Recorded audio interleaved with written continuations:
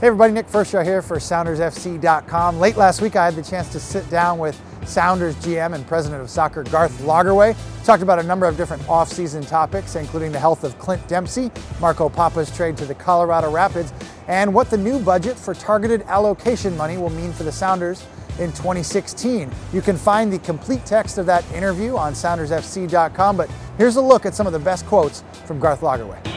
From a Sounders perspective, it's pretty straightforward. The money's already spent.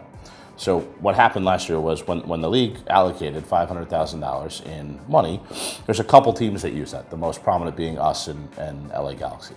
But to state the obvious, when you use that once, no player signs a 6-month, or very rarely does one sign a 6-month contract, right? So Ozzie's contract, when we made Ozzie a TAM player, he had a much longer contract than a 6-month contract. We signed Roman Torres, much longer contract than a 6-month contract. When Omar Gonzalez was made a TAM player for LA, much longer than a 6-month contract. So it put us in a world where we were hopeful that more TAM would be approved. But now, and we were fortunate that it was. But that money is effectively already spoken for. Yeah, look, and let me back up a step and talk to you about why we need financial relief. And that's, again, I was on the record before we signed the guys in the summer saying I don't love summer signings. I don't think they always work out. And then, of course, we did them. And the fact is, I felt we were forced to. I mean, that our hand was forced. We had a catastrophe in the summer, and it wasn't clear we were going to be able to pull out of it. So we signed those 4 guys: Freeberg, Torres, Ivanchich, Valdez. And those guys, again, came in on a reduced cost for that fraction of a season. We now unfold them for a whole season, and we have their whole cost that now hits our budget. So that puts us at a starting point. If you combine that and the fact that we had 32 players on the roster last year, it puts us at a starting point where we need to lose a number of players to get back to retaining the team that we had last year. So yes, we need financial relief, and so that's why I say that as background. With respect to Marco, I think he's a wonderful player. Unfortunately, his cap number was significantly higher for next year, and as I've said repeatedly, we have to get value for every player. Every player has a number at which they're valuable and another at which we feel that they exceed their value. And with Marco, we were able to do a deal. Again, good players tend to have good trade markets. He's a good player. We got a decent offer for him, and so we moved him, and we felt like that was for the good of the group. Only Clint can really tell you that. I think he didn't feel completely healthy till close to the end of the season. He clearly felt, I thought he played really well in the Gold Cup for the United States. I thought he played well for us in the beginning of the season. I mean, it's not like he played poorly at any point. Was he 100% the whole time?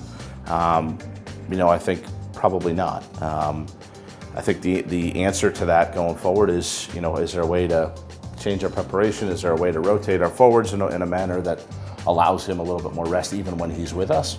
Whether that's during the week or whether that's during the games on the weekend. I mean, that's all stuff that he and Ziggy will work out. But Clint knows his body as well or better than anybody, and he's a pretty good communicator. And I feel like he will help us understand the best way to utilize him. I kind of chuckled when that story came out through Sports Illustrated in the fall, and I just the league is evolving, and just 3, 4, 5 years ago, the Sounders were one team. They had an academy that was kind of just getting going and just getting started, but we're not a team anymore. We're an organization. And if you're running an organization, it's an executive skill set. It's not a coach skill set. It's not an emotional, technical preparation.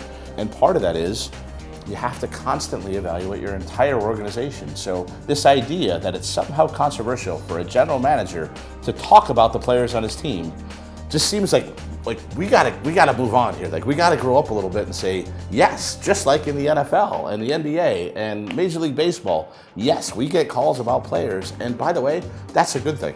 And the fact that people are now writing articles about it and talking about it, that's an even better thing, because that means people can actually care about this stuff. So, again, maybe got on my soapbox there for a second, but to the Ozzie question, I don't know if he's going to stay with us or he's going to go somewhere else. The market will determine that. We will determine that as to what's best for our team. And by the way, that's true not just of Ozzie, but of every player on our team.